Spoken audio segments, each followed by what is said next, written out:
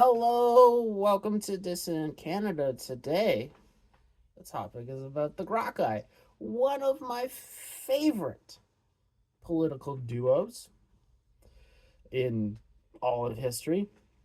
Gracchi their reforms are extremely interesting. The fact that you could say they're the proto-populists of the world that saw great success. I still consider that Caesar is the actual first populist politician in history, but that's just because everybody was scared shitless of Caesar. Now they were scared of the Gracchi and their reforms as well, but Caesar was a bigger problem because Caesar learned from the failures of the Gracchi and his adoptive father, right? Yeah, father, Gaius Marius, which may also be touched upon in this video because they all three are extremely related and very relevant to what I'm going to talk about, and that is one specific aspect of the Gracchi reforms was land reform, which is increasingly becoming more important as um, well, generally wealth inequality becomes insane. The rich get richer, the poor get poorer, and those in the middle end up as the poor. It is how it is going. It is a complex, behind the scenes shenanigans of the Eurodollar system that is mostly doing the hollowing out. There is government involvement too, but like the government can do whatever it wants, and basically private business can supplant it. You really can't stop. Specifically, banks. But anyways, uh, she give a little bit of a rundown on the Gracchi. They were a part of a growing political faction in like what is it the 100 years before the Roman Empire fell. Like basically 80 years or so before, or not the empire, the republic fell and became the empire. They were part of a group called the Populare because they represented the people. That is where their power came from. They were political figures elected through basically massive reforms. Rome at that point was corrupt like no other. All the land that had been promised to veterans and either Italian citizens or Roman citizens that were not of, what was it, equestrian rank or higher, had always been neglected on. And it resembles right now. You had wealth inequality where the vast majority was in the hands of but a few. It was actually worse because you're looking at maybe wealth residing in maybe 1 to at the high end 5% of the population. Like it was concentrated. And what the Gracchi wanted to do was they had reforms of basically the first social security program of wheat distribution from the government. It was more price fixing. They would buy at whatever price the government would come and buy it. Buy wheat at a certain at whatever the price was that they were, and then they'd sell it to the people at a reasonable price. Now, eventually, that would morph into the grain dole, which was every citizen of Rome, just different. That becomes its own problem because citizenship was very weird in Rome. You had multiple tiers of citizenship that led to the Italian problem, but we might get into that too. Anyways, grain dole, you got issued food from the government. Real simple concept. But the big thing of why the Gracchi got elected is they wanted to make land distribution more fair. Because those in power had just used their wealth influence to seize up all the land. and then used uh, the victories of the Republic to acquire slaves, so then they didn't need a workforce. Massive problem brewing in Rome. So the Gracchi, uh, brother team, first ran on let's let's do the land reform. We'll do what would now you would call communism. It's not exactly what it is because you're breaking up corruption. Is they would seize certain parts of the land from the senators and then distribute it among more fairly around the people, stopping the wealth inequality and the growing rebellion that was brewing. Now, the senators did not like this, and the eldest of the Gracchi ended up very much dead. Um, the senators played it so that it would look like he was trying to become king, and Rome has certain problems with kings. That's why they were the Republic for so long. Um, to the point where the youngest Gracchi brother, had to flee Rome and was doing political business outside of Italy for quite a while. He then would come back, get elected, and try to ram through the reforms, but that did not go so well for him. And eventually, throughout this story, you end up with Gaius Marius, who isn't as adept at politics as the Gracchi were, but he becomes a very well-known general, to the point where he declines an honor, I believe, to be known as it was to replace his family name with, I think, Germanicus. He would have been the first one, or no, Gallicus, because his victories, I believe, were in Gaul. A massive triumph, and getting known as, your name and then the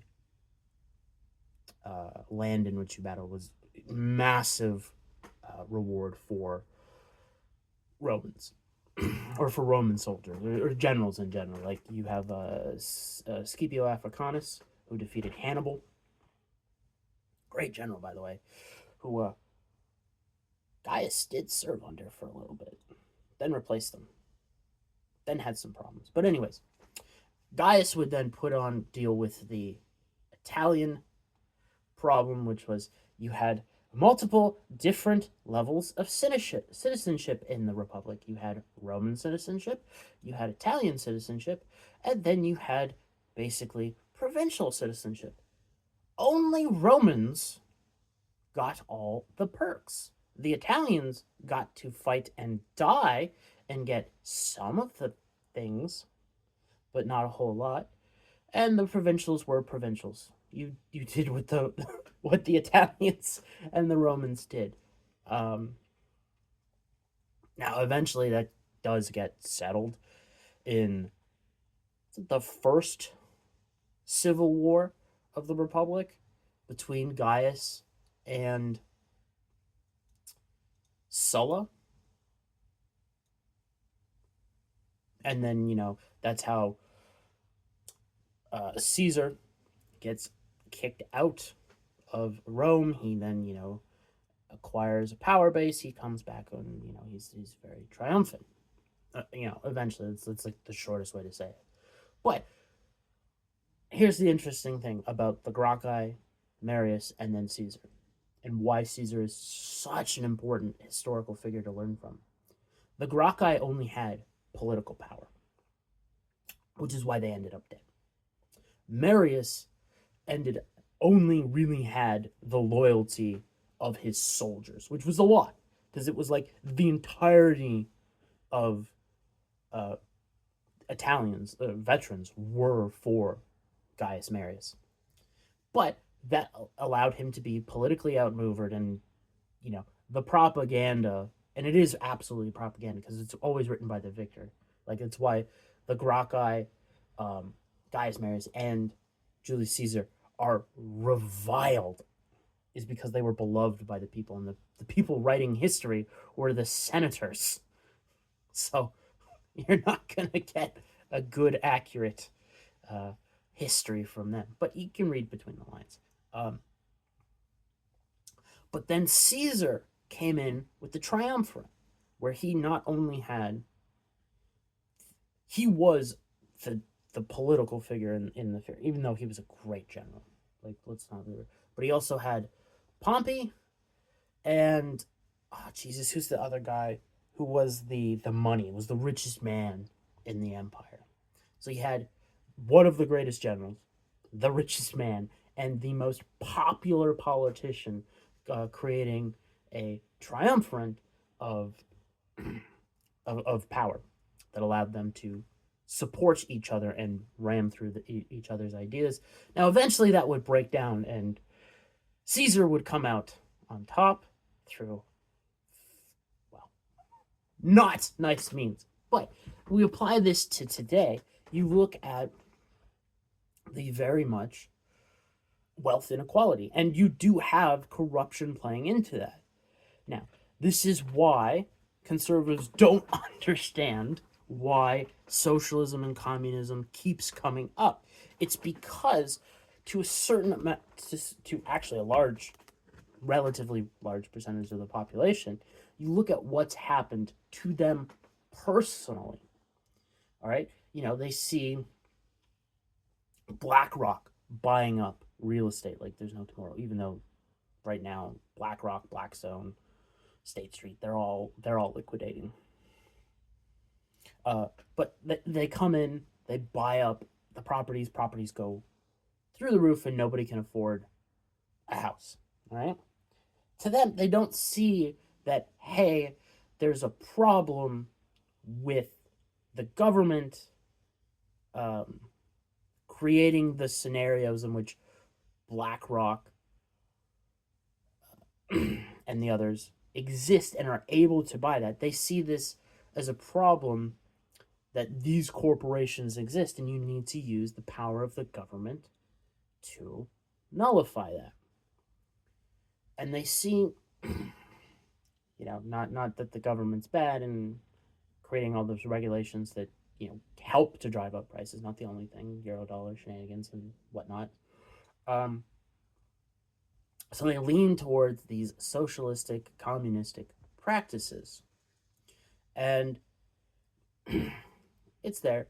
But on the right side, you look at the populist take, which is very much in the vein of the Gracchi and Marius and Caesar, is you have a problem where governments helped create the problem throughout the whole thing. That's fine. Corporations also, like in Canada, why do you have foreign corporations buying up farmland? Why is that even allowed to happen? Like, you're talking about a strategic resource in reality. Like, because, say China buys up all the farmland. All right, they have a corporation, they create a big ag, and they farm the land and then ship it overseas to China, where China needs the food desperately. What happens to the domestic market for food? Well, we have to start importing. Food prices go up.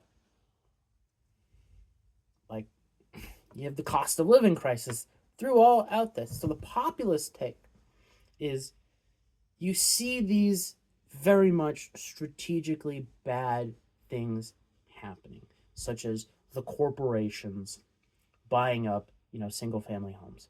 You have foreign companies doing this. You have foreign nationals just in general doing this. So the populist take would be to say, hey, this is absolutely not fair. We are not going to allow corporations to, say, buy single family homes. Now, you kind of need corporations to buy, say, apartment complexes. That's just, they're too large typically for the individual to get backing to fund it and everything. But also, like, it is a business enterprise to run an apartment building. Like, let's be real. That is a business enterprise. But you look at, say, again, housing, just single family housing, house on a plot of land. You're going to see the rise of what some people are dubbing a right wing socialism. It's really not, where you will have corporations have the property that they bought seized and in some way redistributed, whether it's being sold at a fair price or fairer price based on, say, income level, or handed out. Now, if it's handed out, that's going to create a whole mass amounts of problems. But like, it is a strategic thing to do because, again, like, right wing populism is based in, the belief that nationalism or patriotism is right and protecting the country as a whole is something to do. You don't want, in this case, the libertarian take to come true of, well, you just let everybody compete and everything works out well. It's some fucking fantasy land those libertarians live in. Again, you have a strategic problem, specifically thinking of, say, farmland. You need domestic food production. What happens when you give that over to, say, a country like China, who is hostile to basically everybody on Earth? You create a situation in which revolution becomes likely. And who's going to get the finger? It's probably not China, because they have enough people on the payroll to point it at the government. So you're just self-destructing. Like, you are allowing a position of future problem to destroy the government and the nation from within. That needs to be stopped. Like, I don't know how you can argue in all sincerity that, like, having Bill Gates, China, heck, even America, come into your country and just, like, start buying up massive amounts of land and say, no, that's fine. That's not going to backfire. Or even say, I was going to say, give an example of a bank, but, like, that's a bad example. Like, just think of, here's a good one. The Ontario Teachers Pension Fund. They buy real estate. For the most part, they are invested in commercial real estate. But imagine they just start buying the ever-living hell out of residential real estate. You're going to cause an insane problem there. Like, the Ontario Teachers Pension Fund is massive. It's not tiny. Even if you're, dedicating 2% of your portfolio to housing, that's a lot of houses. It's 1% would be somewhere around $1 to $2 billion. So that's a lot. You double that, you get upwards of $4 or $5 billion. The last time I checked, what their total fund was worth. Like, that's an insane amount of money to dedicate to housing. And then you can again look at foreign companies like BlackRock, upwards of like $10 trillion in assets under management. Again, 2% of that is like $2 trillion. That is the entirety of the Canadian housing market, if I'm not mistaken, for residential. Like, the entirety. Now, obviously, BlackRock's going to spread it throughout the globe, but it sounds communistic to be like, hey, we're going to take from these corporations, take the property from these corporations, or, pension funds or other countries. But at this point, I really don't care. Because it's putting your people first and not the almighty dollar. Like, the government is there to serve people, not corporations. And if we continue down this hollowing out of, again, the populace in general, you can apply this to any country in the West at this point. you're going to have serious ramifications that nobody wants. Well, I can think of a few people on Twitter that claim they want the revolution, but I don't think those people have seen serious, traumatic events like what would happen in a revolution. I just think they're fucking crazy for the most part. To actively want that kind of violent revolution to me is absolutely insane. Anyways, yeah, the Gracchi reforms are coming back. You're already seeing it in the United States. What is it? Mississippi uh, took over, won a court case and took over land from the Chinese government or one of their proxy companies. Who gives it? Like, there's no private ownership in China. All right, it is like China is the one country on earth where you can say they mostly control the banks, and if you even understand remotely how impossible that is, you understand that China has a lot of control over corporations. Uh, I think you're definitely going to see it in the United States. Like after this Trump term, I think it becomes basically inevitable that there's some type of law that says the likes of Blackstone, State Street, those big investment corporations cannot, under any circumstances, buy single family homes. And it's going to be like due to the 20 or 30 year olds who were trying to buy homes during COVID and up till now. They're going to come out and say, it's all your fault. Now, is it entirely their fault? Not really. It's a complicated fucking issue, as always. But you're gonna see it. I don't know how you get around it. People are gonna bitch and be like, it's communism. It could be.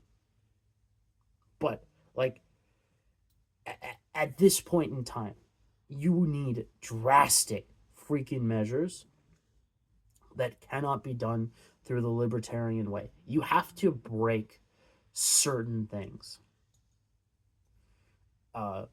Because otherwise, again, the violent revolution becomes inevitable otherwise.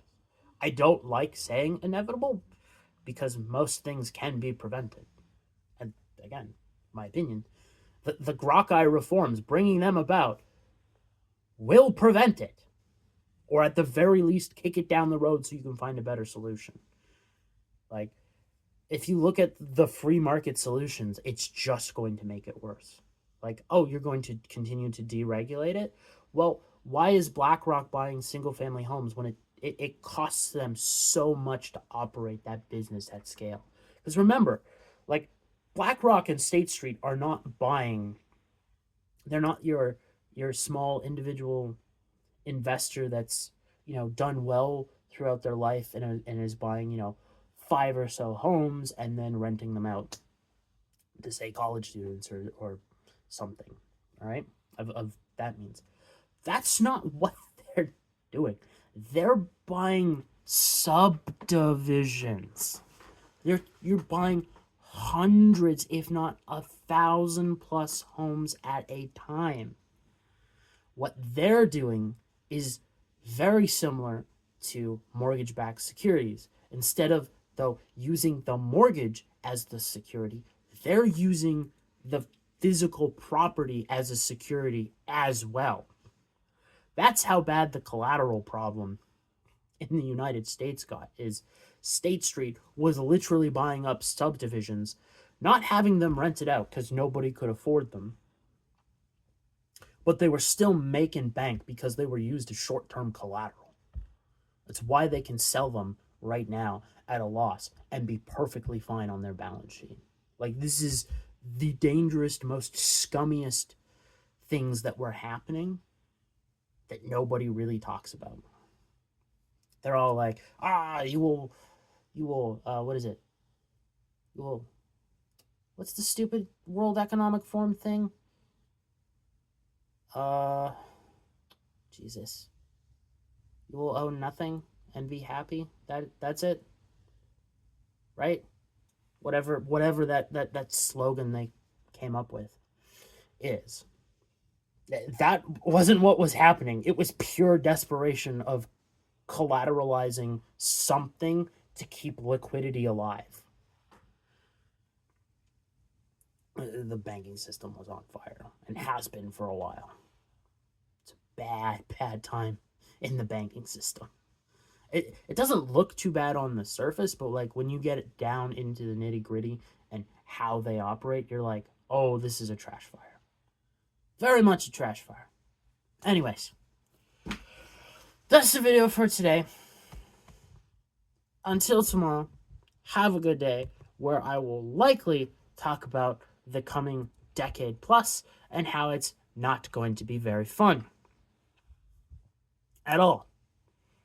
I don't see a way past it, and I'm not even thinking of just the economic, we're going to take another stutter step down from like we did in 08. I'm not even thinking of that. I'm thinking of like geopolitics, but I'll probably talk about the economy because I love to. Till then, have a good day.